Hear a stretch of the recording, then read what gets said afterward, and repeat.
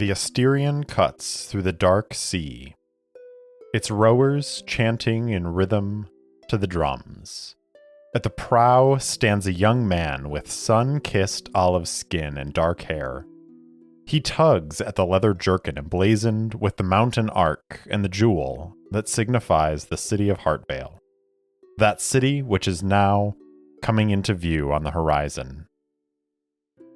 It has been 3 years since the young man has seen his fair city. 3 years at sea, fulfilling his civic duty to serve. 3 years of war against Davenar. Thanks be to Lupercas for bringing an end to the conflict. The fleets are returning home. The young man calls out, "Home sighted!" And the other sailors and marines raise a cheer. As if anticipating the waiting docks, the drummers increase their tempo and the Asterian races forward, past the civilian flotilla of the drift, toward the quay where they would disembark. We see the Asterian in port, and the young man emerges from a cabin, holding discharge papers. His 3 years of mandatory civic service are complete. They tried to convince him to stay, to re-enlist for another 3 years. The captain even suggested he apply to the Vexilio War College, but those are not his intentions. He has satisfied his duty as a citizen. He disembarks and walks the streets, leaving the Tame with its bustling crowds and bustling docks behind. The streets are as busy as he remembers, full of hawkers and merchants selling wares, full of travelers come to partake in the beauty of this city, full of life, full of hope. His feet lead him through the red steps that house 1,000 merchant shops and outdoor stalls, past warehouses being filled and emptied, to a point where he reaches a crossroad of sorts. He stops and looks around. The bustle has lessened somewhat, and the clothes of those around him have grown finer. He looks up the long path toward the gate into Wolfsong, where the wealthiest families live. Before he makes his way up the path, he sees a Kingsword crier standing on a podium by the street corner and stops to listen.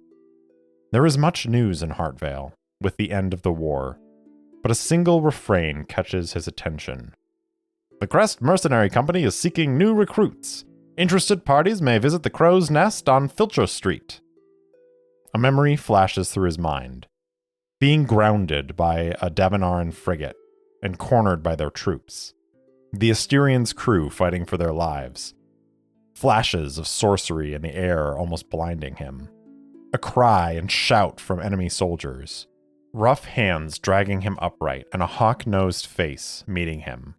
A Crest sergeant who saved his life. He didn't want to go home. He didn't want to go back to the Navy. Maybe this could be his path. His feet turn away from Wolfsong and take him to Filcher Street. He stands at a table, staring into the face of the man who saved his life. The sergeant, Iron Gull, doesn't remember him. Not that he expected that, but after a recitation of his tour of service, the hawk-nosed sergeant gives him a thoughtful look and nods, saying, "You have the look of someone who has seen what you claim.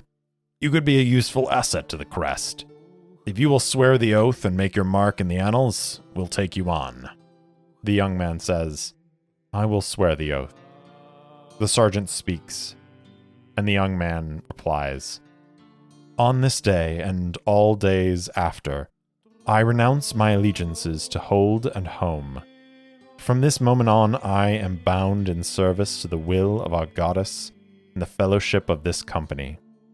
For all time, I am bound to the Crest, and all those who share this vow, and should I break my bond, may the Talon find me swiftly, and bring all things again to their ordered purpose.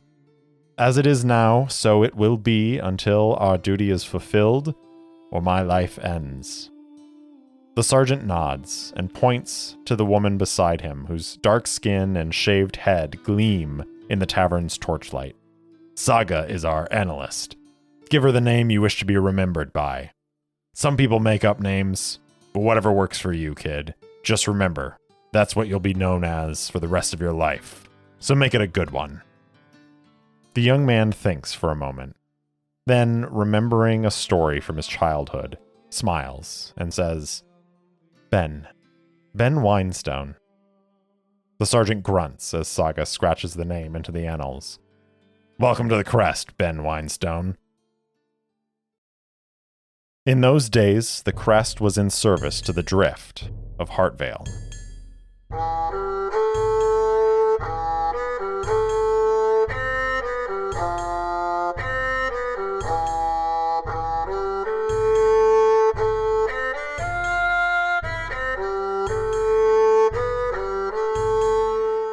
Welcome back for another episode of Errant Adventures. As always, I'm your game master and solo player, Steve Morrison. On this week's episode, we begin Season 2 in earnest, as Ben Winestone undertakes his first real mission as a member of the Crest. Find out what happens on Episode 1, Bound in Service.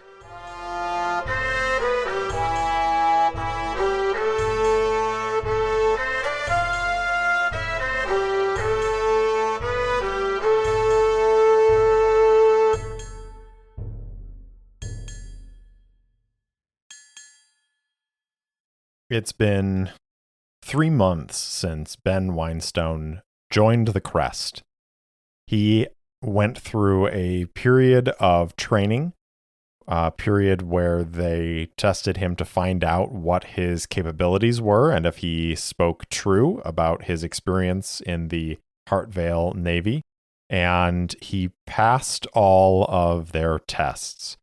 There were basic physical competency tests, weapons test, and he passed, and he's gone on a few missions so far, but most of them have been either just basic guard duty or have been deliveries. And the strange thing about the Crest is their base of operations is this tavern called the Crow's Nest on Filcher Street. And there are usually about a dozen or close to 20 members of the Crest who are present there, including the captain, Captain Iandro Netheridge. But oddly enough, there always seem to be people coming and going, and Ben hasn't quite gotten a sense of this yet. But it definitely seems as though there are more members of the Crest than are just gathered here at the Crow's Nest, which tells him that there are people scattered about in and throughout Heartvale that are waiting for missions, waiting for tasks, waiting for he's not quite sure what. As one of the newest recruits to the Crest, Ben, again, is basically doing the odd jobs, the things that the more experienced soldiers of the Crest don't want to be doing. And he bears that with a certain amount of aplomb. As he spent 3 years in the Heartvale Navy, as is his duty as a citizen of Heartvale, he's used to starting off at the bottom and working his way up. So it doesn't really bother him. In fact, it almost gives him a sense of purpose, because when he returned from the fleet, from his time in the Heartvale Navy, he didn't really have a direction. And he chose not to go home for reasons that are his own. And he chose not to keep fighting in the Navy.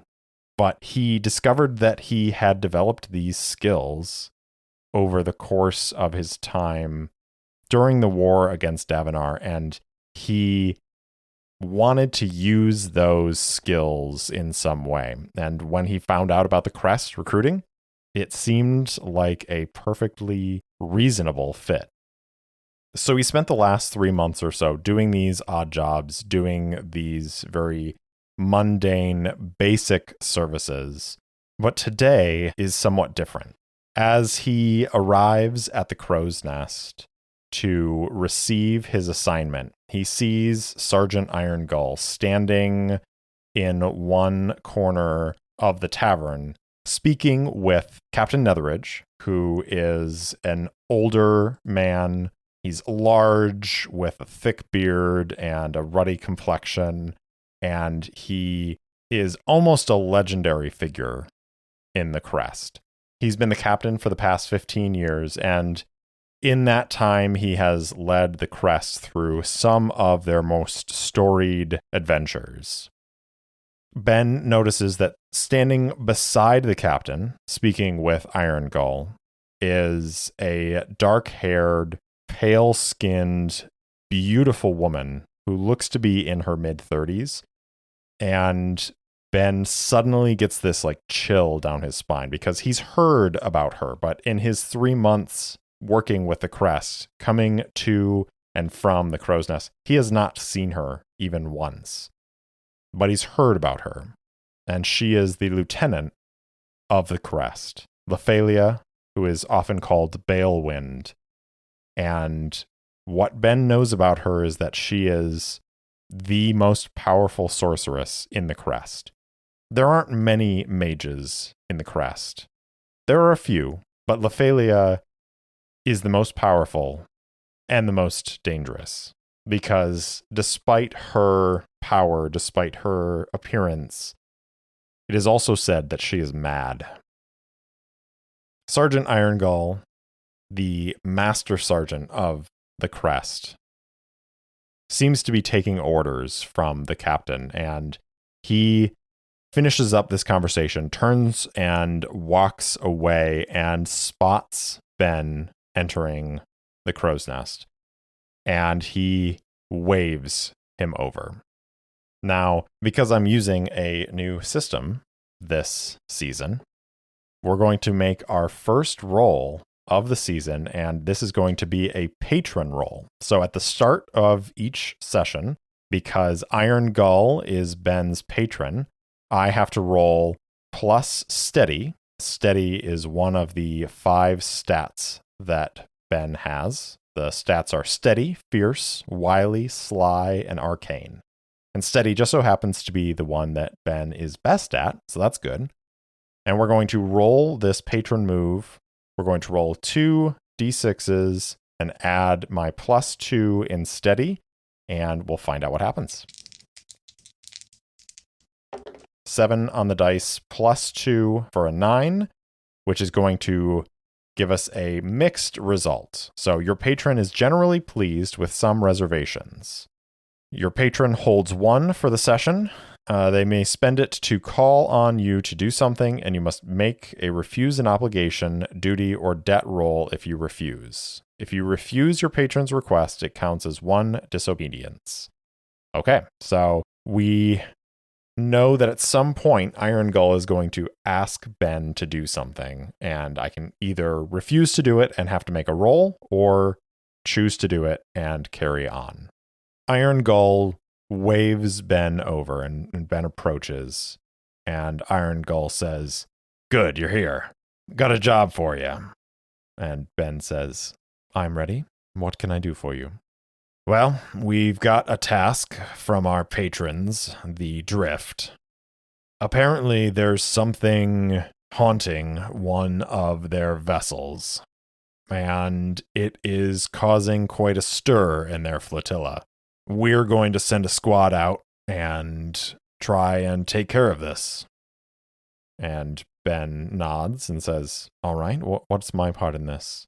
Irongull says, "Well, you just happen to be the most recent sailor in our crew. So you're going to come with me to make sure that we don't mess up something on the boat. I'm already gathering a couple other," and he's at this point waves at a few of the other soldiers, and they start making their way over. "I've got a few others that are going to join us.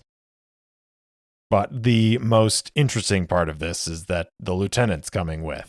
At this point, Ben looks over at the captain and the lieutenant, and then he gets that shiver again as the lieutenant is just staring at him, watching him, and there's this smile crooked on her face.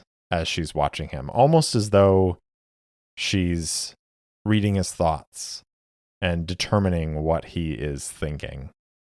And he sort of looks away quickly, and Iron Gull, I think, notices this and kind of goes, "You'll get used to it, boy. Don't worry.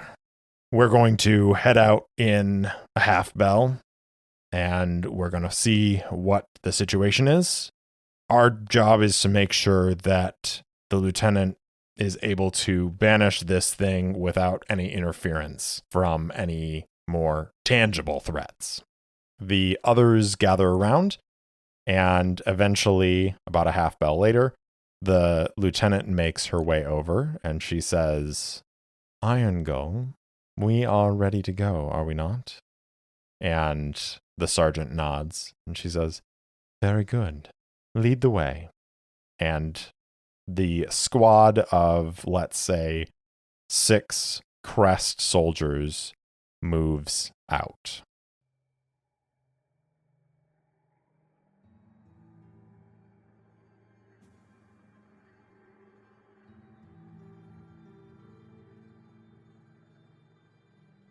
They make their way out on the water. They requisition a small boat on the dock in the Tame, and they begin to row out. Ben is one of the ones rowing because he does have a significant amount of experience on the water. They begin to approach this large merchant vessel that is close to the flotilla. And the Drift, this flotilla of ships, is a sort of civilian fleet that is somewhat separate from Heartvale. They live out on these ships, and they are focused on sort of being free from the nobility and like the control of the system and society of Heartvale that very much favors the rich and powerful. And out here, there is this maritime constitution that governs the Drift, that says that each ship is sovereign unto itself and is a political entity, and that every member of the crew has a vote to vote for their captains, to elect their captains, and those captains have a say in what the Drift does and supports. And for the most part, Heartvale allows the Drift to continue on because a lot of the people who make up these crews are people with experience from this time in the military service, and they have worked out a deal where they act as something of a militia coast guard that protect the coastline of Heartvale. And so they are, in a sense, a separate state outside of the bounds of Heartvale, but it's never quite that simple. It's never quite that easy. And so there are a lot of political maneuverings that go on trying to get the Drift on one side or another. And especially after having just come off a war where their trade routes and everything were endangered, having a civilian militia coast guard that protects and can be hired by merchants to escort their ships out to their destinations serves Heartvale in general. So they make their way on this small dinghy out towards this ship, which is somewhat separate from the rest of the Drift. It has been quarantined, for lack of a better word, as there seems to be some sort of haunting going on here. And so we come to our first scene of this campaign. So as part of using Mythic for this season, the first thing we do when we start a scene, we're going to describe the scene setup, which is they are approaching the haunted drift ship. And our chaos factor is 5. Now, the chaos factor helps to determine how likely we are to get a yes or no answer when we ask the fate chart, which is very similar to asking the oracle that we did in Starforged.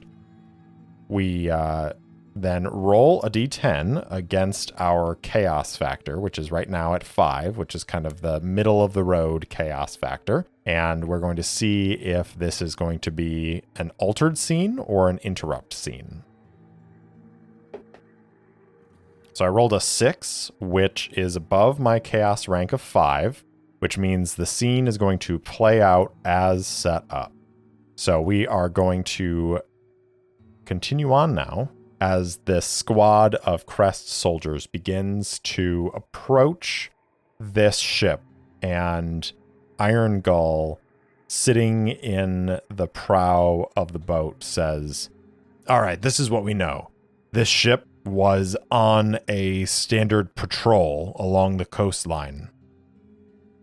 It came back without its crew, and when other members of the Drift tried to board it and investigate, they were scared off by what they described as a haunting. Now, we don't know if there's actually a haunting here. That's for the lieutenant to decide," and he nods to Lephalia. "We're here to make sure that she is able to conduct her investigation without any issues. Understood?" And there's choruses of "Yes, Sergeant." And this small boat comes up alongside of the floating drift ship. They tie off to the ship and begin to climb their way up.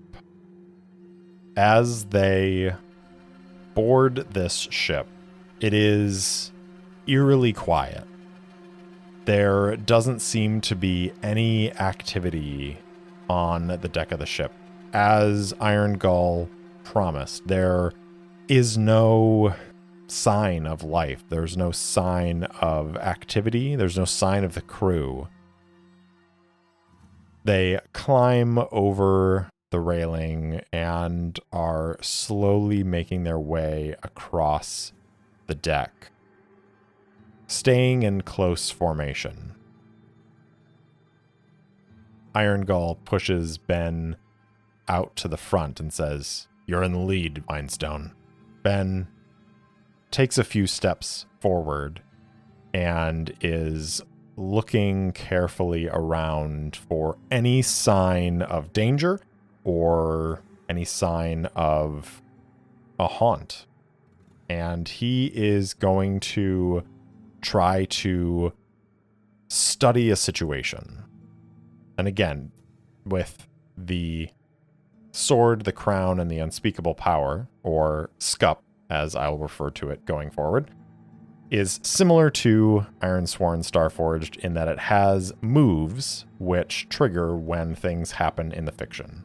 And with this particular moment in the fiction, as Ben is looking around and trying to ascertain what's going on here, there is a move called Study a Situation.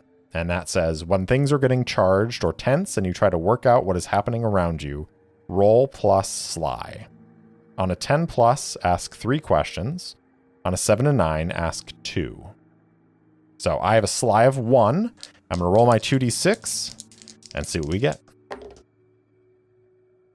I got 6 on the die, plus 1 is going to give me a 7, which means I get to ask 2 questions. So the 2 questions are, where is my best escape route, way in or way past?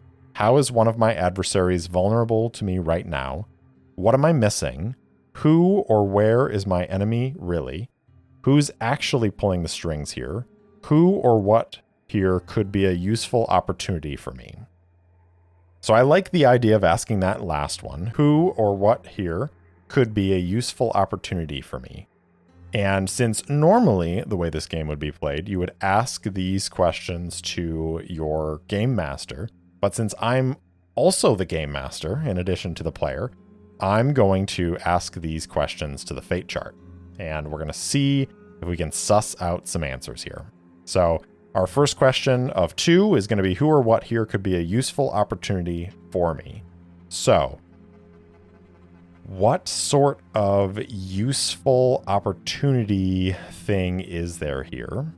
I think I'm going to just roll on the action and subject tables in Mythic, and very similar to action and theme from Starforged. So first I'll roll on action, 6, triumph, and subject, 83. Riches, triumph of riches. So who or what here could be a useful opportunity for me? Looking around here, Ben sees that there are a number of crates.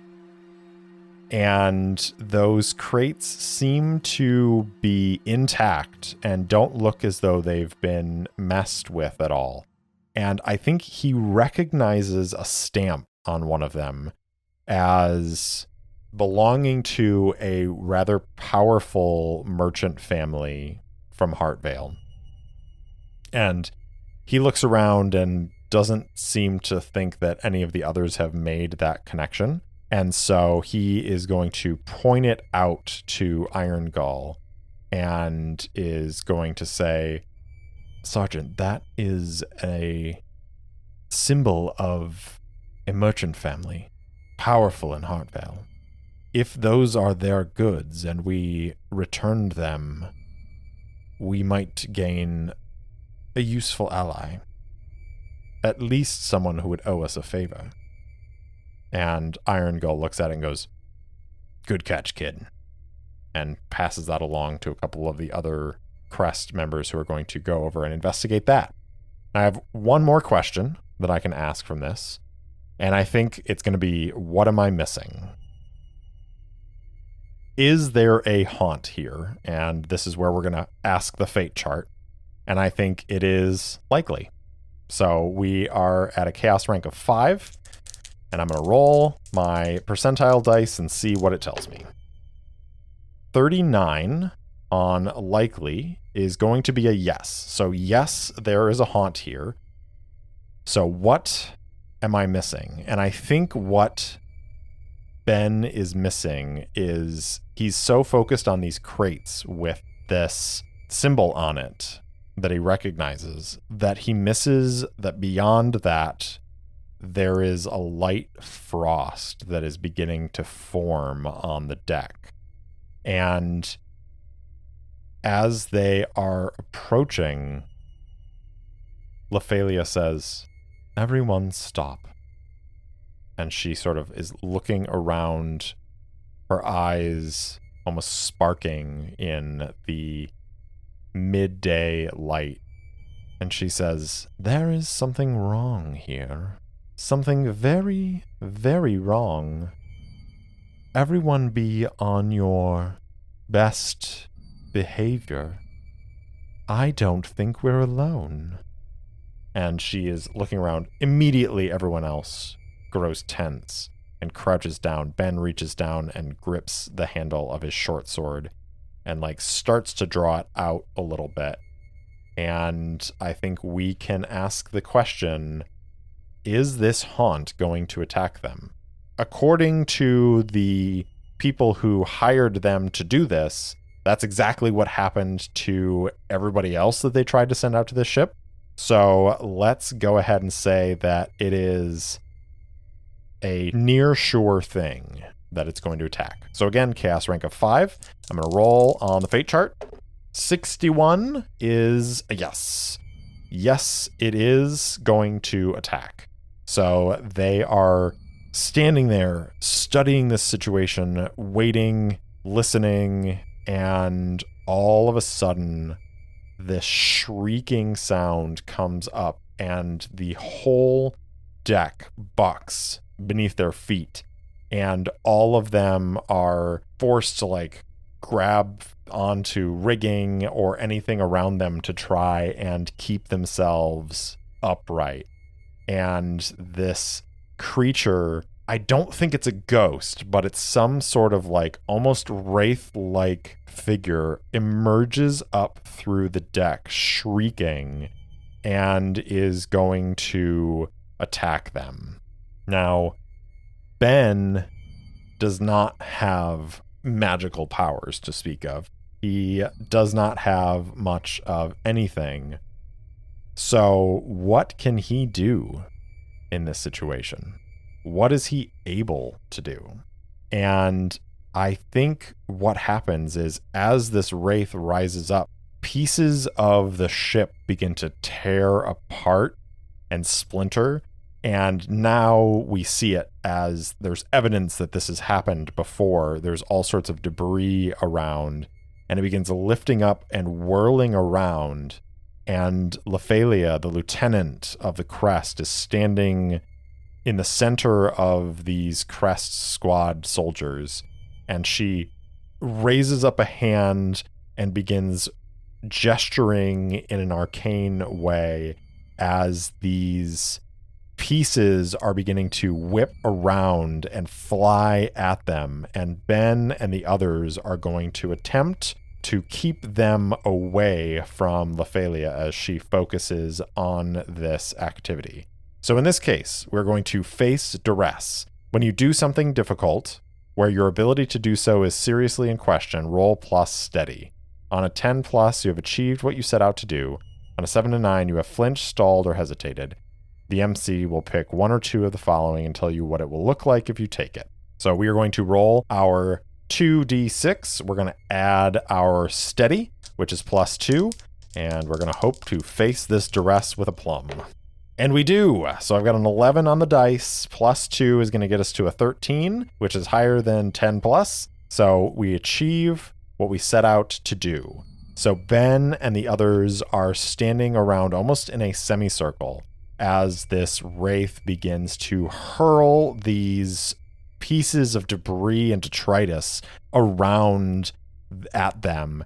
And Ben quickly determines that he's not going to be able to attack and hurt this wraith. And so he falls back. He picks up a piece of wood, a piece of debris, and begins to use it as a shield. He's just holding it up and like blocking and deflecting away pieces of debris as they come whipping around at Lephalia as she focuses in, and the wraith lets out this shriek and then disappears down below deck. They're all breathing heavily as the debris starts to quiet down, and one of the squad members says, "Is it gone?"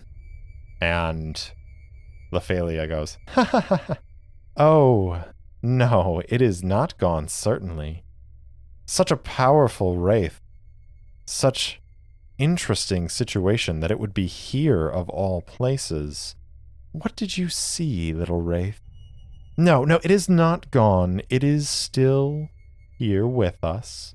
It is simply retreated, and now we must follow it." And she pushes past them and heads towards the ramp down.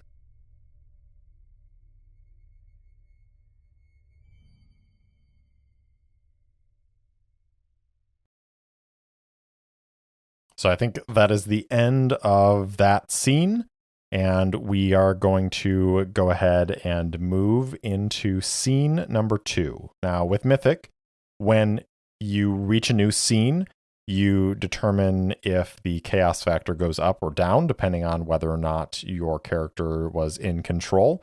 I think although things turned out relatively well for our characters, I wouldn't necessarily say that they were in control of that situation. I am going to increase the chaos factor up to 6, and we're going to start scene number 2 with capture the wraith below decks. And I think this is what Lephalia wants. She wants to capture this wraith. And so we are going to, again, roll a d10 and come up with our setup for this scene. A 1, which is below the chaos factor, which means something is going to happen. And this is an altered scene. The altered scene, the scene that actually begins, is not the one you initially came up with in the scene setup, but the next most logical scene idea. So in this case, our scene setup was that we were going to capture the wraith below, because I think Lephalia is interested in what this thing is. She wants to study it more. She wants to try and capture it. Did it actually go below deck? And let's ask the fate chart.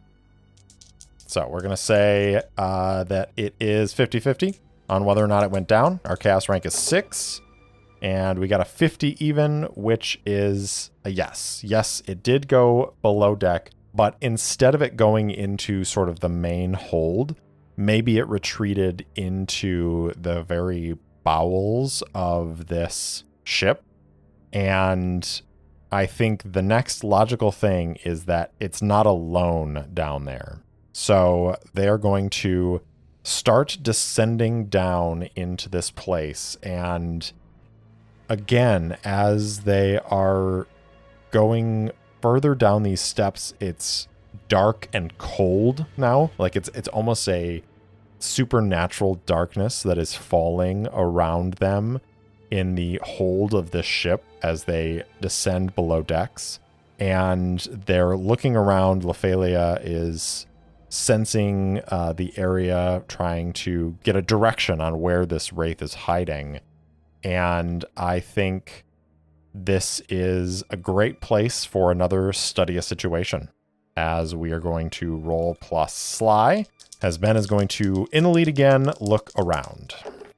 This time I've got 9 on the dice, plus 1 sly is going to get us to a 10, which means I get to ask 3 questions. So where's my best escape route, way in, way past? How is one of my adversaries vulnerable to me right now? What am I missing? Who or where is my enemy really? Who's actually pulling the strings here? Who or what here could be a useful opportunity for me? So I think the first question that I'm going to ask is, who or where is my enemy really? And I think the question is this wraith summoned by someone, or did it come here quote unquote naturally? So I'm going to ask, was this wraith summoned? And we're going to ask the fate chart. I'm going to say it's 50-50, chaos rank of 6. 86 is going to be no. No, it was not summoned. So it came here naturally in some way. So was it brought by something terrible happening to the crew? So I'm going to say it's likely. We're going to say it's a chaos rank of 6. 83, which on likely means it's just barely a yes. So it was brought to the ship by something terrible happening to the crew. Was that something terrible that happened to the crew? Did it kill the crew? Did it change the crew? Did it remove the crew entirely and they are not here, but maybe they were replaced by something else? So let's just roll down these and see what we get. I'm going to say, did it change the crew in some way? And I'm going to say that's 50-50. 61, which again is just barely a yes with our chaos rank of 6. So yes, it changed the crew. How did it change the crew? Let's roll action and subject again. So we got 86 passion and 34 passion of expectations. Passion expectations. So I think that the crew here, they were escorting a shipment from this powerful merchant family. And as they were doing so, I think the ship that they were protecting reached its destination, and then maybe they changed the agreement where it was previously, you have to escort our ship to its destination and then we'll pay you. And they arrived at that destination, and then they turned around and said, oh, but wait, we need you to take these crates of our goods back to Heartvale.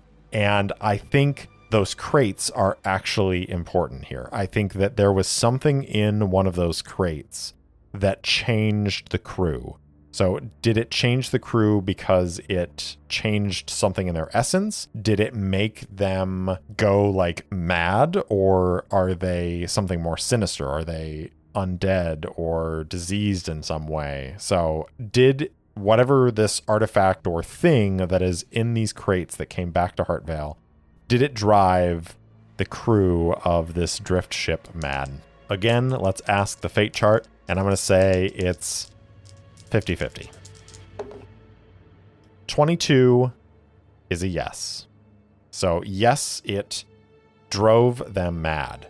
So I think they are descending down into the bowels of the ship, and all of a sudden, Ben hears something that's like a shuffling or maybe some like breathing, and he turns to Iron Gull and the others, and he sort of whispers, "I don't think we're alone here." And the others are prepared. And so that was the first of 3 questions that I could ask. What am I missing? I think is Ben is missing the fact that there are people lying in wait in ambush because they've been driven mad by this artifact at the heart of this ship. And the madness has driven them to believe that anybody who's coming on board is here to steal this thing from them and take it from them. And then who or what here could be a useful opportunity for me? I think once again, we can ask the fate chart, is there something here that Ben could use to increase his standing in the Crest? Because I think that's what he's worried about right now. And we're going to say it's 50-50.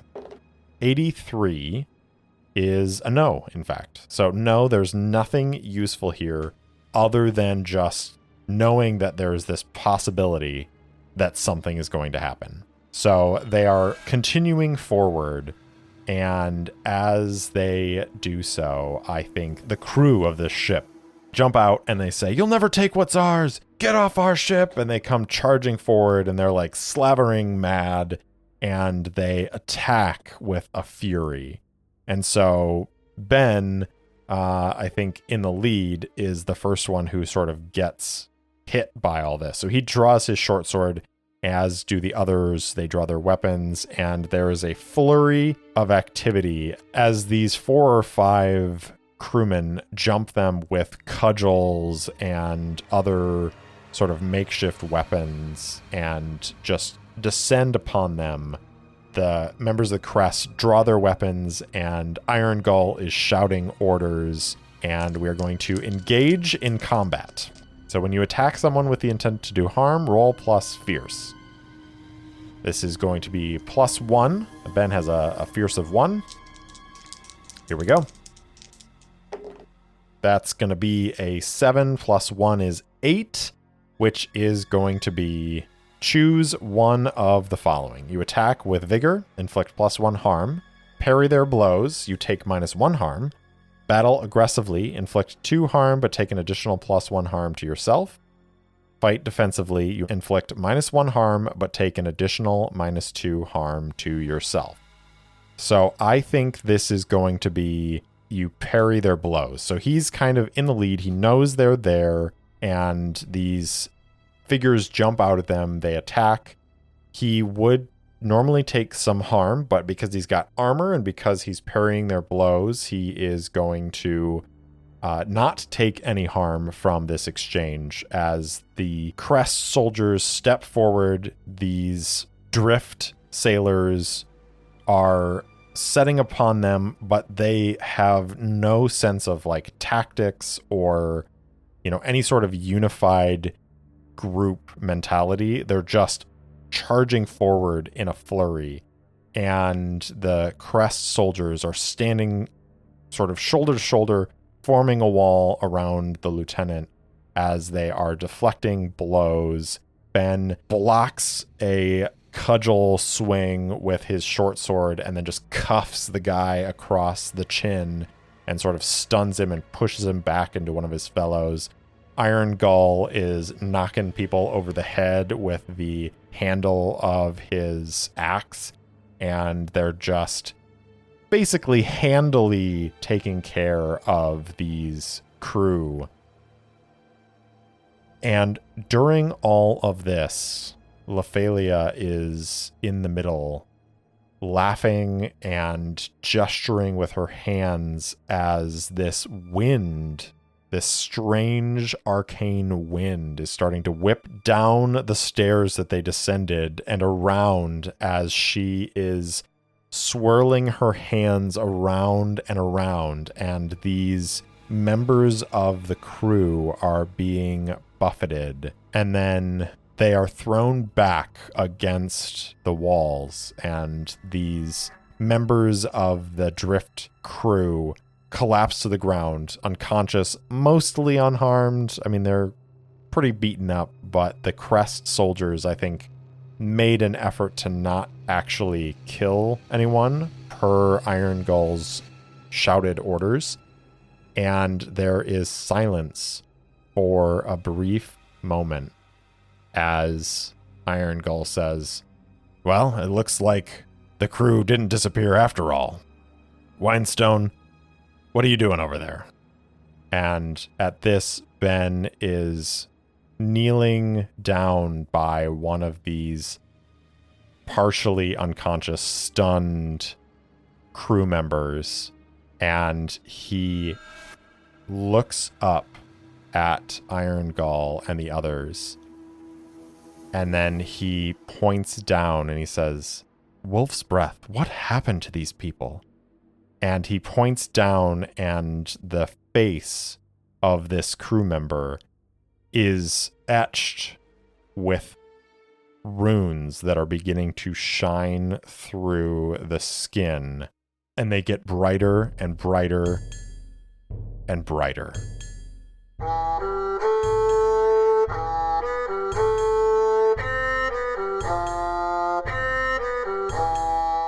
Thanks for listening to Errant Adventures, and thanks so much to Syrinscape for the lovely ambient sounds and music throughout the episode. If you enjoyed the show, please tell anyone and everyone in your life about it. And if you haven't already, please rate and review the show on your favorite podcast app. It really does help others find me.